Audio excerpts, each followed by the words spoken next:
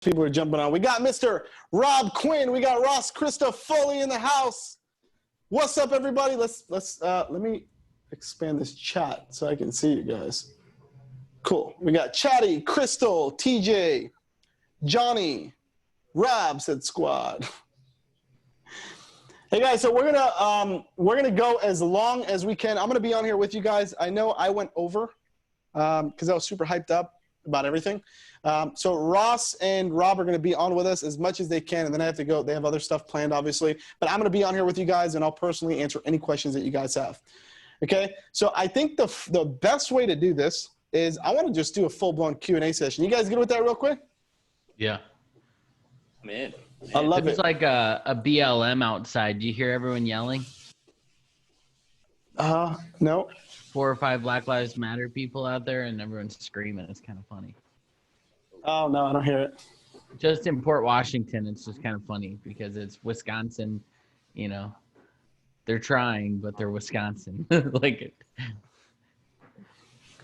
Guys, can you guys hear us? Quick, drop a 3 in the chat. I want to make sure that you guys can hear us because we can all hear each other. Yeah, all right, we're good. All right, cool. All right, guys, let's fire off some questions. And then we'll do a quick little round table for you guys. Anybody have any questions from today's? You can ask questions about Ross's presentation, Rob's presentation, my presentation. I mean, these guys are here to literally help you guys. This is a full-blown Q&A session. So feel free to ask any questions that you guys want. We're going to be here with you guys, or I'll be here with you guys at least for the next hour. Fire off as many questions as you got. Go for it. 1, 2, 3, go. Fire off questions. should they put them in the chat or in the question and answer box? Are they? No, I said should. Oh, no, we don't have that. Oh, you don't have that. Never mind. It's disabled. Fire away. Gallery. All in, guys. Let's go.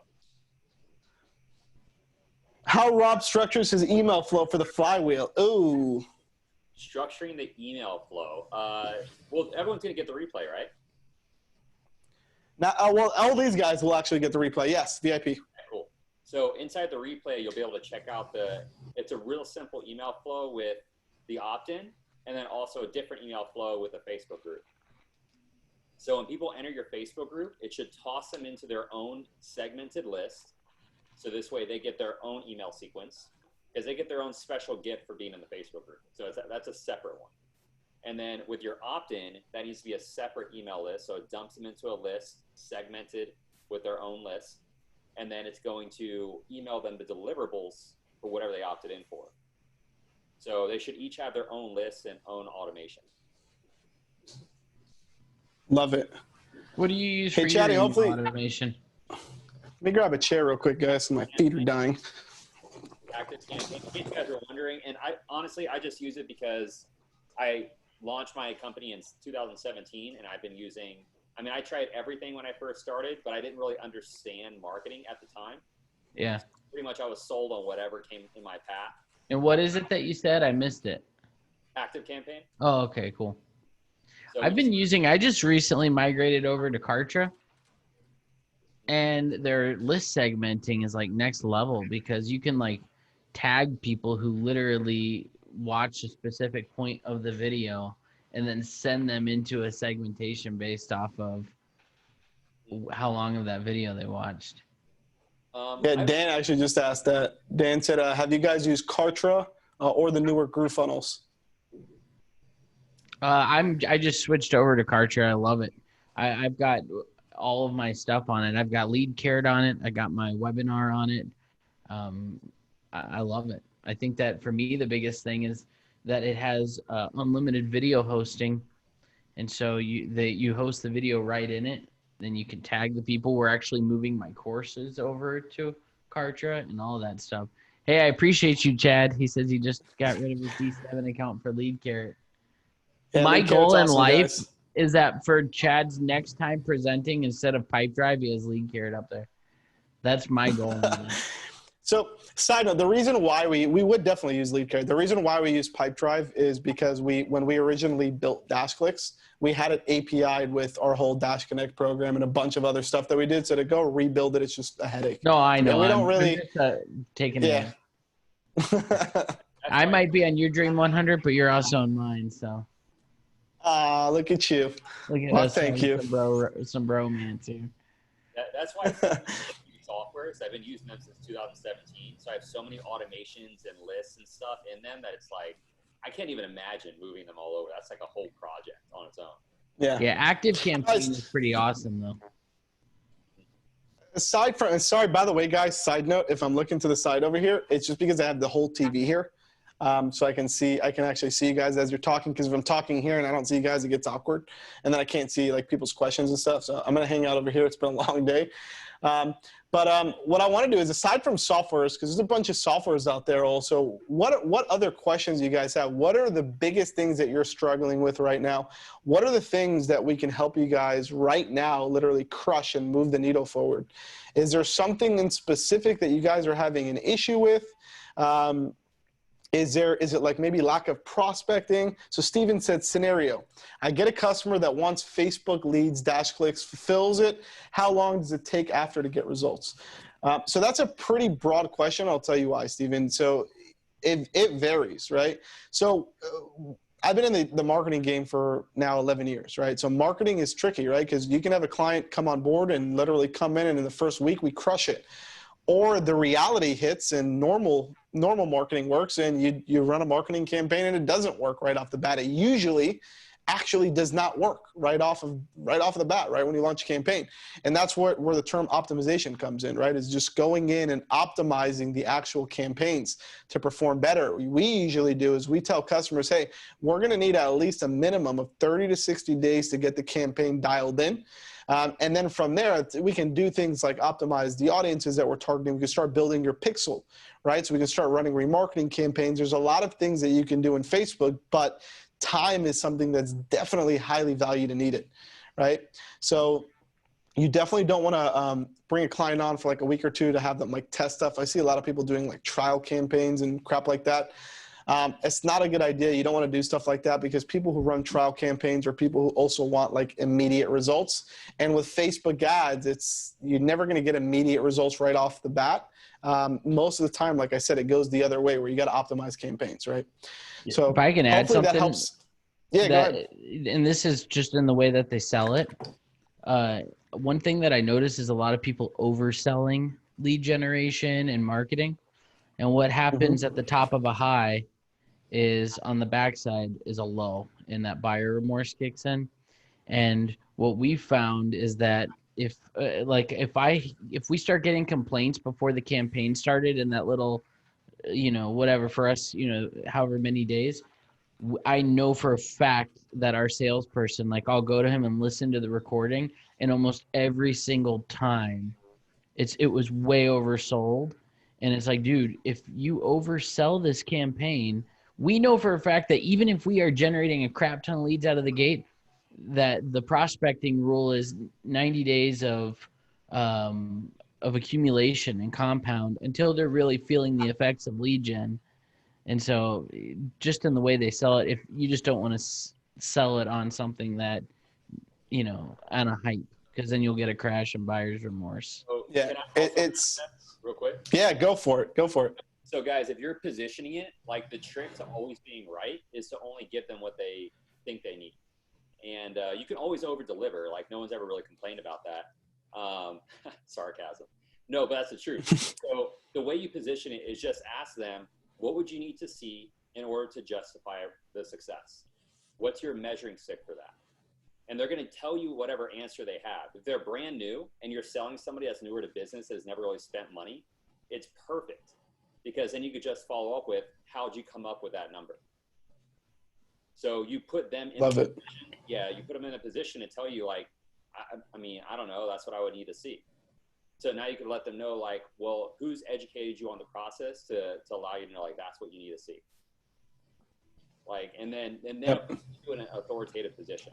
So if you let them know it's 60 days or 30 days, you now have that leverage versus just telling them that right away, because everybody's telling them that. So get them to think at a higher level. One thing that we're doing as well that I like to tack onto that is we have, and you could do this, we're using obviously our lead here, but you could do it in Trello, however you want. But we set up our automation so that like day one after they pay, they get their onboarding call. with us, and then they'll get little hits like throughout the day, like, hey, while we're setting up the campaign, I just wanted to really quickly give you, a rundown of how to get the best results once we do get this running. And then day 3, like, we stay in touch with them. I think Nick Peterson calls it the tumbleweed zone, because in that process between the time that they gave you money and like they see something happening, like action, there is always that fear, like, did I just get scammed, or is this legit? Yep. So we just try to stay in front of them. I think also a big one, I love what both of you guys said, 100% true. I think also, I think the main thing to sum a lot of this up is expectations is a big thing here, right? Yep.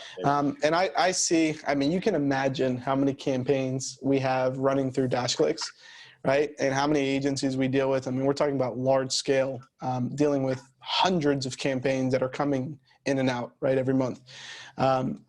And the stuff that we see is also, we see patterns, right? So we're able to actually identify patterns on what agencies are actually doing to kill or to increase churn, decrease churn, things like that, right?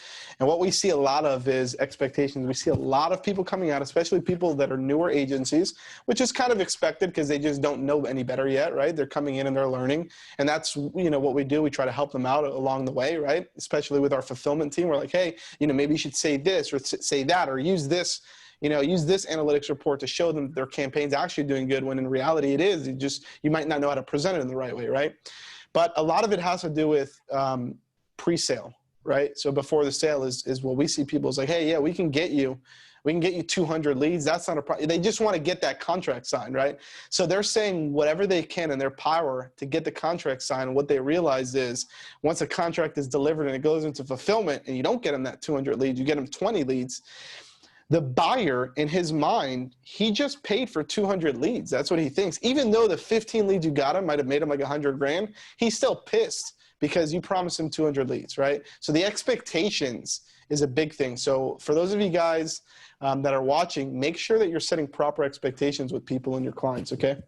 And one thing too that I think is helpful, and I'll just explain how we do it. You guys might do it different, but your salesperson cannot be the support person. So oftentimes, like in that handoff, after they agree to a sale, like when we have it set up as an automation that when their payment comes through, they immediately get an automated email from their new account rep, and the salesperson will get on like the first 3 to 5 minutes of that initial onboarding call, and then he hands them off, and it's like, this is the person who you talk to, and then he'll go through how to get his support, because your salesperson's job is to be selling. That's his most efficient position.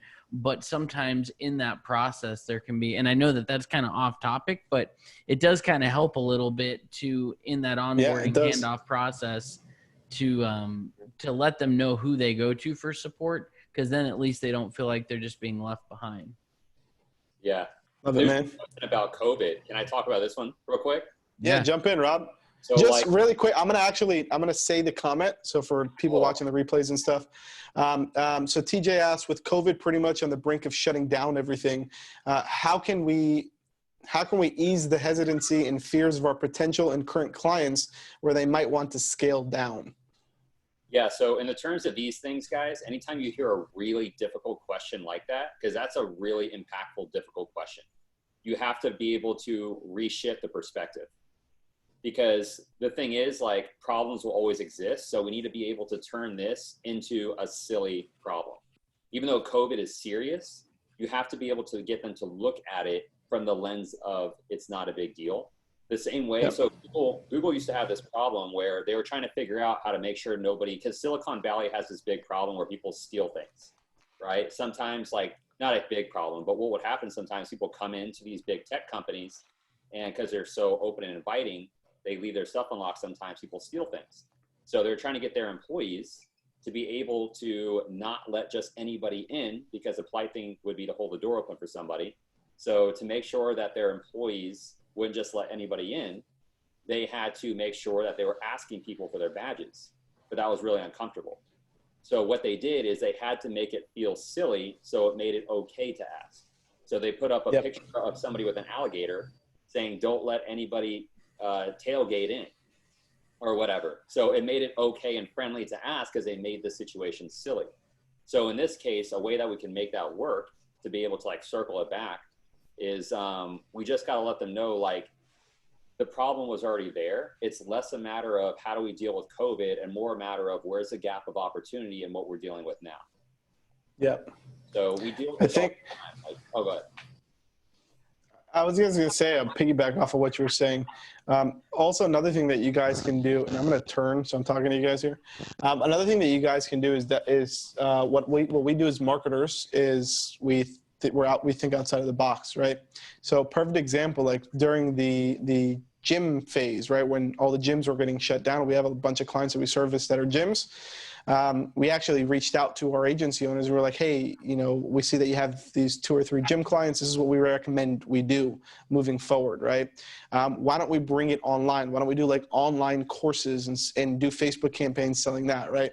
So it's thinking outside of the box and making a bad situation a good situation, right? To keep the client, and we did a couple of those, right? Not everybody wanted to do it because they didn't want to go shoot a whole course, but a couple of those people actually did it, and we crushed the course sales for them, and they were able to continuously generate revenue for their business and not have to shut down during COVID, right? And some of these guys, I think one of the guys, I think one of the gyms, I remember speaking to one of our ads managers, Marks, one of the gyms was like, dude, the guy doesn't even want to open his gym back. He just wants to stick with doing the online courses.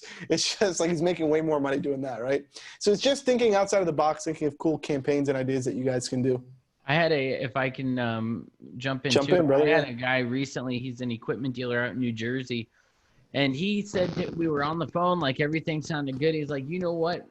I want to do this, but I want to wait until after all these businesses open back up. Now he's in construction equipment rentals. And I said to him, well, are you guys still in business? He said, well, we're still open, but everyone else is not. And I said, well, are people still renting from you guys? Well, yeah, we've been staying pretty busy. I said, so I have to ask, if people are renting from you and you could get more business, like, why would you not want more? There's no difference. And he goes, well, I guess I didn't really think of it like that. Like sometimes people put these objections up that are false objections. They're not really, there's really no reason. It's almost like they're trying to find a reason why maybe they shouldn't spend their money because they don't like separating themselves from their money. And then when you show them kind of like Rob said, that this is silly, like the best way to do that is zoom out. Like if they're zoomed into the moment, they're going to create all these objections that seem huge. If you help them to zoom out and they see the big picture, many times those objections that looked really big when they were really looking at it end up looking really small. Yep. That's great advice. Love it. So Chatty asks, J-curve customer emotions, you can clear that in the onboarding process. Okay, that was just more of a statement. Danny Flores asks, what's the best social proof you've seen to work to sell? Screenshots of text, reviews, videos, testimonials. Any of you guys want to jump in? Well, either way. Rob, you go first because I already just went off on a spiel. Okay. So for me, if this comes up, that means something went wrong in the sales call. So this is a trust thing. So at this point in the call, you can do a couple different things. So right out of the gate, now your tonality is going to be the biggest factor here if you choose to do any of these things. Because if you come off like an asshole, they're not going to like you. And sometimes when you say something a little condescending, if you say it right, it's okay. Say it wrong, you're an asshole. So saying things like, if I were to show you these things, then you'd be able to get started. And if they say, well, no, I don't know. Okay, well, in that case, it doesn't sound like it's a testimonial thing. So what did we miss here that we can help you out with? So you're able to actually see, like, get past the shit test. They're called shit tests. So to see if that's really what they mean. That's the first thing. Love that. That's actually pretty cool. Yeah, and I agree 100% with Rob that if they ask you for social proof, then that means something went wrong, because what most of my students have found is that once they become successful, they never need social proof. Like in the beginning of them starting their agency, it was almost like social proof. They use it like, this is why I'm not closing deals. And then finally they start closing deals and they never need social proof. And they realize, because I don't share case studies, and I simply put it this way to them. Well, and we have a different style of closing. So when I close someone, I don't use slides. I feel like slides personally for me are like, I'm teaching things in theory. I like doing what I call an immersive close. So I literally like log in for me into the CRM that I'm going to be giving them access to. I call it their lead portal. I'm showing them how it all works. But I feel like if I'm using slides and all that, I have so much more work to do because I have to try to prove to them that this works, where when I actually just immersively take them in, it's like selling someone a home from a catalog where the pictures could be skewed to make the house look nice, and then you go there and it looks disgusting, versus walking them into the home and showing it to them. And so for me, I don't even, like, in the same position as Rob, I don't care about sharing. I never pull up a case study. I never give a reference. I never give testimonials. I don't need it. They don't ask for it. I think I've been asked it one time, and I said to the lady, she was a family attorney, and that's why I remember. She was a family attorney. She was like, can you give any sort of testimonials or case studies? And I said to her, listen, two things. One, I might be able to be willing to get you one if you'd be willing to let me send everyone who ever asks me that to you. Because I don't want to drive clients nuts all day long saying, hey, is Ross legit? Secondary thing is I have a guarantee in place. So if I don't do what I say I'm going to do, this is a non-issue. And then I said to her, and the third thing is that if I do give you testimonials or case studies, I am only going to give you the best of the best that I have. So I don't really believe that case studies and testimonials give you a fair shot as to what my business is, because I'm not going to give you Tom, who he and I got pissed off at each other in a fight last year, and he would say horrible things about. It's just not how it's going to work. And they usually will laugh when they say that, because they realize how bogus case studies are, because you're just showing the cream of the crop of what you have. You're not going to show them the crap. Yeah. I lost your audio, Chad. Mic drop. Literally, like Chad can't talk. So there's another one here. Chad, he said, do you recommend, I guess I'll just read it since Chad's doing this thing. Chad, he said, do you recommend having an SLO or a freebie before your VSL for agency funnels, or straight to the VSL? This question's for pay traffic and inbound leads. So we've been like pushing SLO hard. You've been dumping in like multiple 5 figures a month into SLO. And what we've come to learn is that like they will be a better lead rather than straight to a VSL or application-based funnel. So that's what we've come to notice. Obviously, it's going to cost you money to get the lead. So just keep that in mind. But as long as you know how to actually get them on the phone, that's where a lot of time this goes wrong. Is if a lot of great marketers can sell the SLO at like 50% mitigated cost or less, which means you make half your money back, then they can't get them on the actual sales call. And because the sales call will be structured a little different, because they're there for a specific reason, because they've already bought into fixing a problem. That's why they're a better lead, because they're already actively investing into the solution. A lot of the time, people aren't making that transition very well. So what we do is we call them up for client support. We ask if they received the product to make sure they received it. And then we transition it using a specific script that we have to get them onto a sales call. And then our sales team is already set up and strapped up to handle that type of call. So it's a different lead. I would not suggest that you need, they said having SLO before your VSL. We don't actually put it before the VSL. We give them the chance on the thank you page to go to our application funnel, but we don't actually connect them into the same one. And if I can add in just a thought, unless you have a proven like messaging sales, don't be doing like VSLs and webinars as an agency until you have a proven messaging.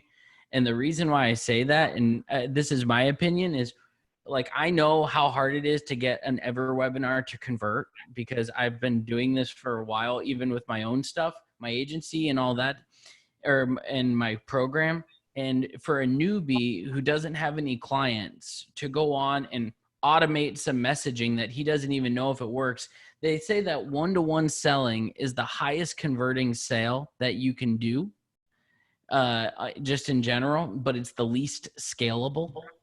But when you're new and you're just starting out, you're not ready to scale. You know, it's like you don't have anything to scale yet.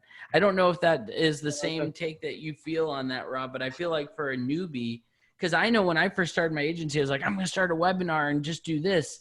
And it didn't work. Like I got some calls, but at scale, what you really need is just getting people on phone calls. Like I'll even screen share and show them like, this is literally what I do to get people on a phone call. I send them from a video. I just created a new video, but I had a different video. It's just a quick 30-second video here. And this is one that we've set up for our agency. And they just go here and they choose their time. They set up their demo. They get a text message. We closed one right off this morning off of this from a new LinkedIn ad campaign that we've got going. So I personally feel like it says can't see your screen share.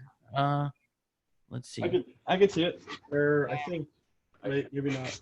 We saw your desktop. Yeah, this is what I was trying to show. So we have just this. We're running a 30, 40-second video ad to this with some good copy. And then we basically just have them schedule a free demo. We don't really have them warming up on anything. In fact, we closed 23 personal injury attorneys for the first 4 weeks of COVID, and all we used was a Facebook lead form to follow up text messaging. That's all we did. We just ran ads from a Facebook lead form to a follow-up text messaging, because you can overcome objections on a phone call in a one-to-one. Like, for instance, let's say you're going after chiropractors. Some chiropractors hate care plans. They think that it's the biggest scam in the world. And some chiropractors think care plans are the cat's pajamas. So if you're in a webinar and you start telling people you can help them get more care plans, you're shooting yourself in the foot for all the people who hate it. Yeah, I would say I would agree not to start with it. What I would say is make sure you're surveying all of your clients during the onboarding process. Data is everything. I don't care if you're new, tenured, doesn't matter. Same thing like a pixel. You need data on your clients. So everything we build out on the front end is 100% just ripped off our client surveys. So when we built out our SLO, the 3 offers that we built it out with were the top 3 objections all of our new clients had coming in. So we knew that if somebody were to go buy all of our products, they would be our ideal new client. So we literally just took all the answers our clients gave us and built out our SLO product bundle based on that. So don't ever guess about what you think the products that your best customers want. Go and ask your customers what they want and then build your products out that way. We have a saying at the sales agency is that let your clients build the products. You just deliver it. Sorry, guys, by the way, sorry for me coming in and out. My mic died, as you guys can see. So I had to switch over from the studio to my office. Sorry about that. I do see questions, but because I came in on a new Zoom, I don't see all the questions. The next one was talking about it said, can you guys talk some conversion numbers on webinars, for example, that you expect to aim for, especially on new offers and messaging? I don't run webinars, so. I do. I do happen to know that like a Sam Ovens level webinar conversion is 3% of registrations. Mine right now is like 1.9% of registrations. I think Dan Henry says that his first $1 million webinar was a 1% conversion of registrations. So it also depends on, if you guys watched Onyx speak today, I follow him a lot, on if you're doing evergreen or live also, right? Yeah. If you're doing a live, typically you'll get on average, because I did quite a few and I've taken like Jason Fladlin's, 25% show up and 10 to 20% close. Yeah. We do live webinars a lot. We have a couple evergreen webinars, but the only evergreen webinars we've actually done was bringing people from a webinar itself, which average opt-ins are right about $5 to $10. They float somewhere in there, which is pretty normal. And then they watch the webinar, and then they'll be like, hey, click the button below, schedule a call with us to get more information on this. And then that actual button cost, that application where they go to the next page, there's like a Calendly, they fill out a form, and then they actually schedule a call. That right there is really expensive. That's probably, I would say, like $150, $200, something like that, depending on the type of audience. If we're doing warm, it's a lot cheaper. It's maybe like $30, $40 if we're targeting DashClicks users. If we're going purely cold, it's like $150, $200 to get one of those. But when we go live, so we only do live webinars to our actual audience. So when we do a live webinar, there'll be like on average about 200-300 people on a live webinar that we'll do. And the conversion rate for us, I mean, we just did a live webinar the other day where we just did a live webinar the other day for these ticket sales, right, for this event. And there was, I think, 150 people that showed up on the webinar, and on that webinar, 90 people bought tickets. So you can, like, that's like a 60% conversion rate, right? So it's like, it really depends on the audience, who you're talking to, where they came from, things like that. That changes all the metrics. And I'll actually do a screen share here of my webinar that I have, just so you guys get an idea. Yeah. Something to take notice of is that it's not all about cost per lead, because my cost per lead looks horrible. Sometimes, like this one I just started and the tracking wasn't working. We've actually had 3 come through on this one. But if you look at this here, my course, this runs to my course. It's a 1997 course. Most people would probably turn off $11.60 per lead. This has only been running since, when does this say? I don't know, for maybe a couple weeks now. And if you scroll over, we've had 10 sales come through it though at 1997. So that's 20 grand that's come in from a $5,900 spend. So if you got to like track past just the initial lead, because if you're tracking just the initial lead, you're going to end up shooting yourself in the foot, because like some of our lowest converting ad sets or our cheapest leads have the worst back end conversion. Dude, that ROAS is lit. Yeah. That's like 3x, 4x, or whatever. Maybe more. Let's just talk about it. Yeah. Yeah. What I'll say is, this is my favorite thing to do. This is why I love marketing. It's like a superpower. All right. Because there's so many ways to do stuff. And it's like, for us, I thrive in the live event setting. And I realized this last year. So we're just gathering tons of opt-ins. We're seeing a good return. But our biggest thing is we can just do one blast, fill up a room, and then sell multiple 6 figures in a single day. Like we have, I wanted to test it out even during COVID, and we did this. We got 6 people, they bought tickets, and our goal is to sell 6 figures in one day at a 6-hour event in person with 6 people. It's like, it's just so different. Like it's like a superpower. You know what I mean? Like, great. So pick your journey, I guess. I love that. All right, let's see. We got another. Can I talk to you guys? Let me actually open up the chat here because it collapsed. I think the next one here is on incentivizing referrals, or do you let them grow organically? I mean, I can speak from both ends. Like DashClicks, we have an affiliate program, which essentially is a referral program, where you get 5% of anything that somebody buys once they sign up to DashClicks. So if you sign up an agency, whatever they buy, we give you 5%, right? That's going to be changing soon. We actually have a new affiliate program that's going to be coming out when we launch some pretty cool new stuff here in the near future. But as far as agency stuff, so agency, what we used to do is we used to go into our internal database of clients and say, hey, do you know 3 people that you personally know that would be a good fit for the service that I'm doing for you? Because, and obviously the service has to be working for them, or they're not going to give you referrals, right? So we go to them and we say, hey, can you give me 3 people's contact information that might be a good fit? Or if, even better, if you can connect me with them, maybe via email or phone call or something like that. And if so, we'll give you your next month for free. We used to just give them the whole month for free. Honestly, that was our strategy. We got a bunch of clients like that too.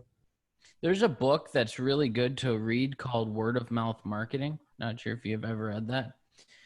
And he says that because like affiliate programs and stuff, I have that, but he also says something interesting. He said, if you're paying somebody to give you referrals, it loses something. It loses a little bit of its genuineness. And I think that makes a lot of sense. It depends on how it is. Like if somebody's really ecstatic, like let's say you get a client and he's so ecstatic about it, and you're like, listen, I'll take $500 off, your payment for every person you refer to us. That's one thing. I think that people, done right, it can be very, very effective. But if it can also come off very spammy if it's not done right. But it can be done very well. Awesome. All right, let's keep going down here. So Chatty says, guys, I lost about $400K from e-commerce drop shipping because of COVID. Supplier lied and shipping company, unreachable. I started my agency last month to get back on my feet and control this whole supply chain. I know marketing, but sales and prospecting is pretty new to me. I managed to acquire a client that pays 2,500. I think it's European or pound or something like that. I'm not sure what that is. On a 12-month contract. One tomorrow. I'm closing tomorrow for 2K. What would you focus on right now if you were me that will move the needle? Both contacts and personal connections of mine. I'm assuming you're referring to like on top of the one that you just got, like how to get new clients right now, like to move the needle. That's how I understood the question. Chat, if you just say yes or no, if that's what you meant. If like, what are the things that you can do right now? Yeah, like an action plan. Yeah, I mean, for me, everybody's strategy is different, right? Like I know Ross, you're probably big on ads, right? Like paid ads. I like paid ads and anything that you can wake up and set it and forget it. Agreed, 1,000%, right? I was a little different. I came from a different background. I came from like cold calling, call center. That was the background that I came from. That's what I built for my agency, right? You guys just literally saw 2 hours of my story. So for me, I was always like, dude, just pick up the phone and start selling some stuff. That's what I used to do. And then I hired a team and had fronters and closers. And, you know, at one point we had probably about 30 people closing deals between fronters and closers, right? So my advice to you would be pick up the phone and just start dialing out, man. Start in your local neighborhood and branch out. Start local and go out. That would be the easiest thing right now for you to start getting yeses, for people to just say, yeah, I'm kind of interested in what you're saying, right? You don't need to create any campaigns or do any automations or anything like that. Like you just got to take your phone, take it out of your pocket and start calling people. That's the easiest thing for me. And I did it, and it resulted in millions of dollars in sales if you do it right and you optimize it and scale it out. But that's me. I'm gonna let Ross and Rob. I'll let Rob start because I know he has to hop out at 7:30. So yeah, go for it, Rob. Yeah, I mean, I'm kind of a similar background as Chad, you know, and you know, with the awards that I've had in sales with other lines of business when I was selling for corporate companies, like I came from door knocking, selling Kirby vacuums, to selling digital marketing for the Yellow Pages, selling gym memberships for Lifetime Fitness. So like the hustle had to always be there. There was no want to learn how to work smart. So yeah, I'm all about striking up a conversation, finding my angle, acquiring the desire, and really starting to leverage that desire to let them know that I'm the right choice for them. That's really just always how I've done it. So yeah, I've always been about get me on the phone with somebody. Let's do a conversation. Yeah, phone sales. Yeah. I started I know that it seems like now I'm all about ads, but my first 50 plus clients was just me cold calling people.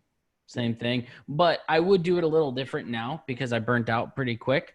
I don't believe in running ads if you're making say under $10,000-$12,000 a month. I'll say $8,000 a month. You probably shouldn't be running ads in your agency yet, because when you run ads, I view it like trading in the stock market. You only trade with money you can afford to lose, and that's kind of the same thing with ads. Like I only spend ad money that I'm willing to lose, because when you launch an ad in the beginning, you don't know if it's going to work. All of us, even the highest level marketers, it's a gamble in the beginning when you first launch an ad. I'll show you what I would do for myself now if I was starting over. I use this tool here called Ulink, but there's other tools like it called Skyleads. And it cost me $75 a month. But like I can run a search of all these people, and then I do a connector campaign here. And it's on LinkedIn, right? Yeah, this is on LinkedIn, and I'll do a connector campaign like this. And if you look at like the stats here, for instance, this one here, loan officers, it says contacts, 14,000, and connected with 206. 32 of those people replied to the message, and then we had 14 conversations. I know we got a lot of appointments off this. I've only been using this now for about 2 months. One of my coaching students, James Viola, who you guys might know, he actually turned me on to it. But it's kind of nice because you can actually have a VA with it, and it doesn't risk your account getting shut down. You can have a VA in here talking as you to make sure to like set appointments. And then you can zap this information into a CRM, like we zap it into Lead Carrot. And so that way you can actually manage the conversations you're having with people. And you can also zap them into a Facebook custom audience if you want, and retarget the people that you've started these conversations with. but we're probably right now generating at least 20 to 30 appointments a month on like autopilot just from this software. And it's only been 2 months of using it. But if I would go and start utilizing like setting it, because you want to spend most of your day on the phone and less of your day trying to get people interested in your service. And so the more like things that you can do, like setting up a cold email drip where it's automatically like you don't have to touch it every day, or you can do the U-Link thing where it's automatically going out, or like what Rob showed this morning, the Facebook profile thing, as far as like having passive traffic and things dripping into your pipeline.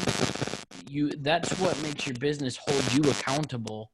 So that way, like if I wake up today and I've got 7, 8 appointments, I can't help it. I have to work. Even if I don't feel like prospecting, I have to. Yeah, if you guys are cold calling, like I've been using the same script like for like 5 years. And that's not an exaggeration because it's so easy. And this is the exact same script that got me into closing YRC Freight. They're like a global freight company for 108 grand over a cold call. So it was, I've had a lot of success working with X company. I was hoping to share with whomever would handle that responsibility if you'd be interested in seeing it. Like, even if you haven't had a lot of, if you haven't had a lot of success, that's why you work with DashClicks, because they already have.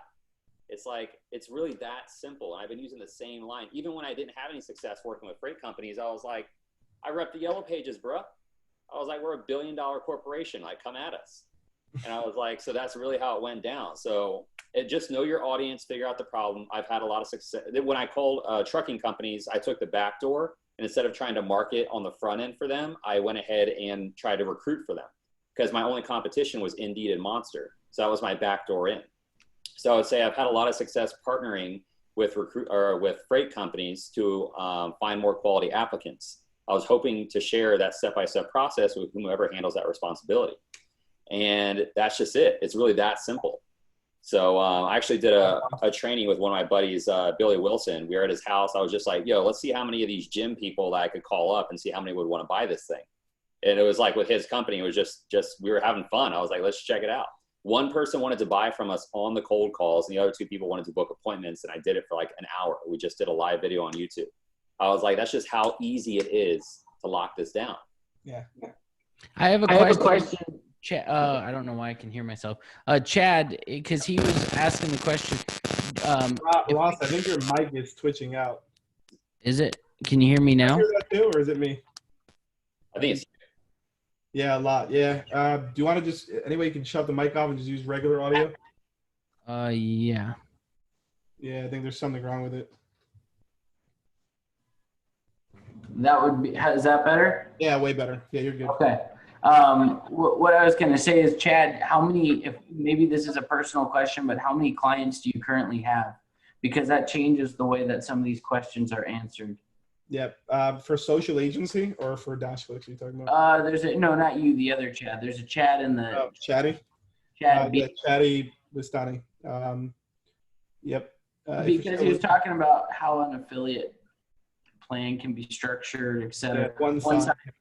I personally, this might sound bad, I still don't have I don't do any agency affiliate stuff. We have a referral thing, but I almost feel like that's probably the best way to get referrals is just provide a really, really good service, and give them a really good customer experience. There's a book called Be Our Guest. It's a Disney book, amazing book. You should read the book, but that's the best way to do it. But if you've got one client, I would be focused more on front end acquisition in the moment. 100%. Yeah, I was gonna say the same thing. Don't even worry about referrals or anything like that. Just go out and get clients, man. Pick up the phone, do send emails, do LinkedIn automation stuff, do stuff like that to start conversation. That's the biggest thing you can do. And actually, Chad, I was not you, the other Chad. He said that this tool might get you banned. This one's actually very safe. The most dangerous ones you can use are Chrome extensions. Those are the most dangerous LinkedIn prospecting tools that you can use. It's actually not safer. So I personally prefer to utilize this tool because what it does is it mimics a phone app. So from them, it looks like you're on to LinkedIn, it looks like you're on an Android phone, and it always uses the same IP. I personally don't like I've taken some LinkedIn programs and they all say Chrome extensions are the most dangerous ones that you can use. We use Ulink too. Yeah, it's a beautiful tool. I'm gonna have to. I don't ever push the 2x. It's so tempting to want to push 2x, but I'm always scared. Like Rob, are you 2xing? I 10x. No, get. So, when they come in from Ulink, we actually have them zap over to an email list, and then we shoot them an automated email that basically just says, "Look, we connected on here, but I'm not interested in meeting you for coffee. I'm definitely not interested in hearing about your anything else. Like, what I am interested in doing is showing you how we work with businesses like yours, and if you're down for it, let me know. I'll hop on a call with you to see how we can help. Over the next 90 days, I'm going to be shooting you some material." And it basically just shoots them into like our YouTube stuff, Instagram. And it's like, if you're down for what we do, let's talk, but I'm not here to meet for coffee. And then it also shoots them into a custom Facebook audience. And then once a week, we shoot out what's called a yes email. So we have all these connections that we get, which is in an email list. And we just say, we shoot out a testimonial as well. And it's like, are you looking to get more clients? Are you looking to do this and this and this? If you said yes to all of these things, let's hop on a call. Because now you have this email list, so it's just free appointments. Yeah. That's cool. Chad, my brain just had an idea. Are you guys with your, and I know you said I can't talk about it, but are you guys thinking about integrating with Zapier? Yes, we're going to have a Zapier. Because I just had a cool idea. What if on Ulink, you zap that in business information? I know where you're getting at. And you send them a message that's like, hey, I just emailed you a website that I'd like to give you for free. Check it out and let me know what you think. I'll share one little tidbit, a little sneak peek here. So we're in the VIP group. Yeah, we're in the VIP group. We're having our Insta sites from what it is now is 1% of what it's going to be.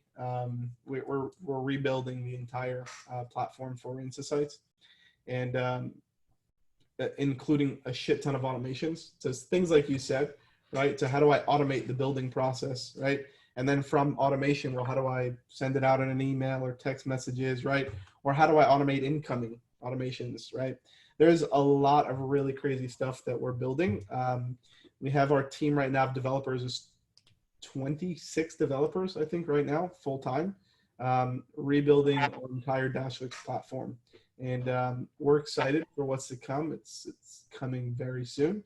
I can't talk too much about it because there's a lot of legal stuff going on too around that.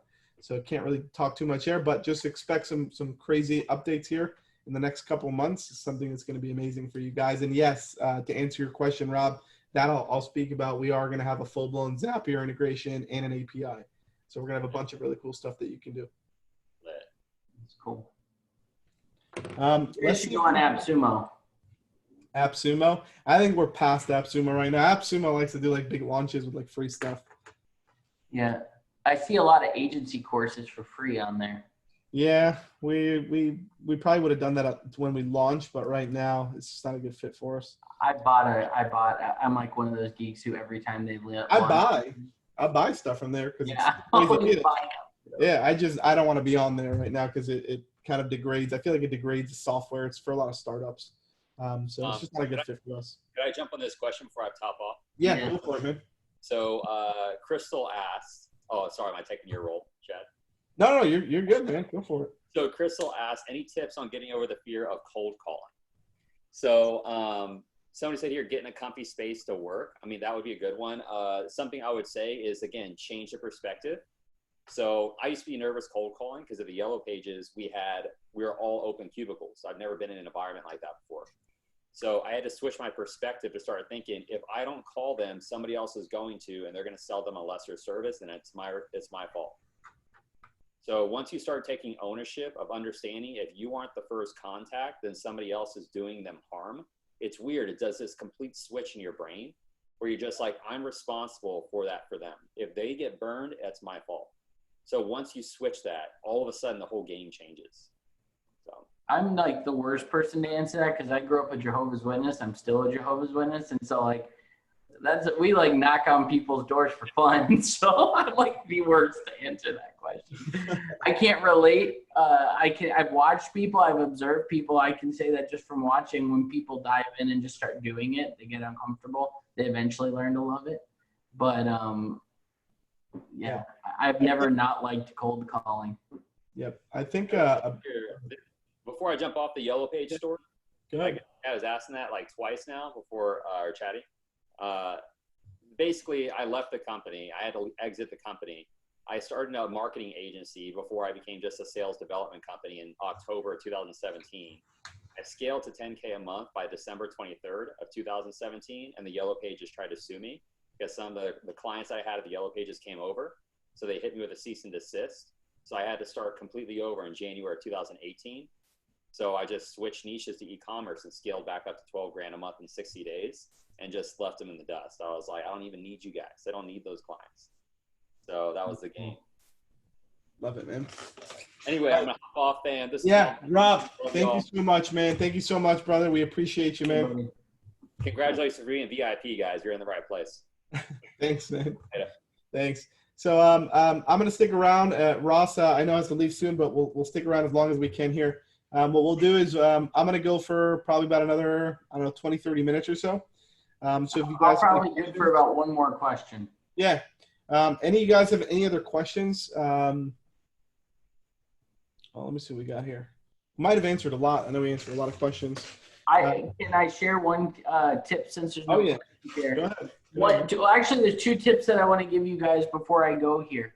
To make your sales more effective, find a agency owner, and I'm sure not if you're in this VIP or if you're in the elite, you can find someone to kind of like be partners with. But after you close deals, ones that seemed really good but didn't close, switch lists and call the other person and be like, hey, my partner or so-and-so spoke to you last week, and on paper here, it looks like you would be a great fit, but he said that you didn't end up jumping on.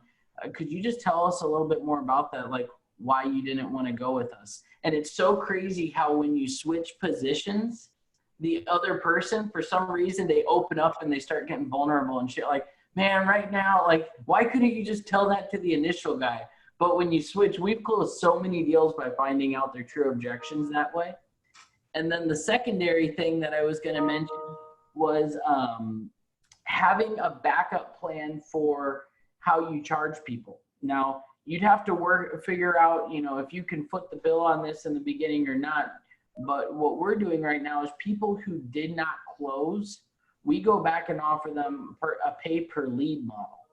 So the thing that you guys will have to do is you have to make sure that you're in a position to where you're break even.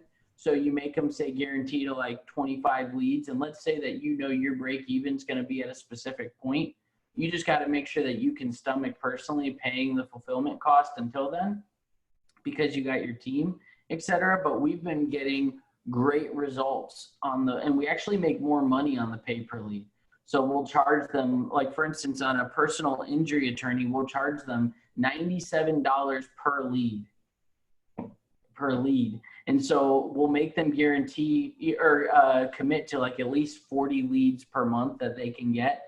And so for us, it's like, this is, very easy to sell. It's low barrier to entry. We don't lead with it at all. We lead with the retainer model because I feel like it's easier to manage. But on the paper, you can do that on the pay per lead and it works pretty good. You just get their card on file. That's pretty cool, actually. We've never done pay per lead before, but I like the model. I like the concept too. Yeah, we did run into one issue because we built in a automation on LeadCare for Stripe one-time charge. But if you have a niche that you're in where they're getting a ton of leads a day, Stripe will actually start declining the card because you're hitting it too much. So you have to instead just add it to an invoice and then like ring it up at a specific time. That makes sense. Yeah, Stripe's difficult to deal with. We deal with them too. And we have the same issue with a lot of charges at once. Okay, I got to get out. I got to go. Yeah, thank you. Ross, thank you so much, brother. Appreciate you, man. Yeah. Thank you, man. That's See awesome. you guys tomorrow. Am I still doing something tomorrow or is that this? I think you are doing something tomorrow too. I think you have your own room tomorrow, own meeting room. Okay, cool. Yeah. Sounds good, guys. We'll see you. I will be on time, I promise. That's okay. See you guys. Awesome. Thanks, Ross. Appreciate you, man. All right, I'm gonna hang around, guys. There we go. Can you guys see me? Can you guys hear me? Just want to make sure. Good.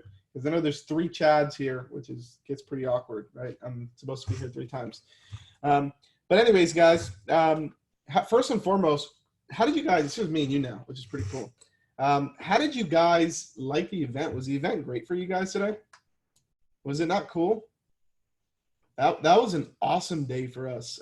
I think that was like a revolutionary day for us. I wasn't expecting it was a large magnitude of people, which is pretty cool. And I think the coolest part for me was the speakers. Like a lot of these speakers, yeah, like people said like Sharfin and like Onyx Singal and Taylor Welch and like a lot of these guys I've been following for a long time. They're my Dream 100, and it was pretty crazy. It was pretty crazy to actually see them come on to my event, DashClicks event. Like it's just really awesome. I don't know. It was like an emotional thing for me, but I was pretty pumped about it. I hope you guys enjoyed it. We have a whole nother day tomorrow, which is cool. I think I already lost my voice, which is crazy.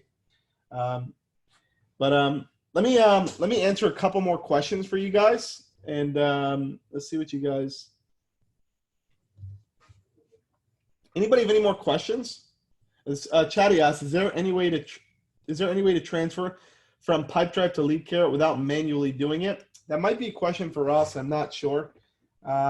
But what I would do is just go to leadcarrot.io, open up a live chat, ask that question. They'll definitely help you out.